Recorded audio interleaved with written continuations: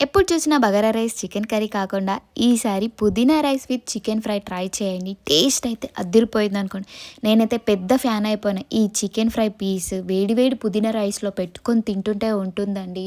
ఆహా! ఈ పుదీనా రైస్ చేయడం అయితే చాలా సింపుల్. స్టవ్ పైన ఒక గిన్నె పెట్టుకొని అందులో కొద్దిగా ఆయిల్, నెయ్యి వేసుకోవాలి. ఆయిల్ వేడయ్యాక అందులోకి బగారాకు, హోల్ గ్రామ్ మసాలా, 5 to 6 మిర్చి, కరివేపాకు, ఉల్లిపాయ వేసుకొని ఫ్రై చేసుకోవాలి.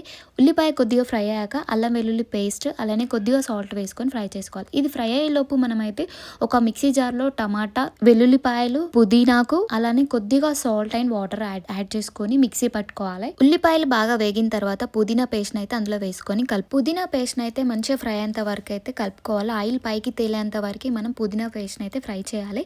ఇక ముందుగా నానబెట్టుకున్న రైస్ని ఆ పుదీనా పేస్ట్లో వేసుకొని మంచిగా కలుపుకున్న తర్వాత దానికి సరిపడా వాటర్ అయితే యాడ్ చేసుకోవాలి.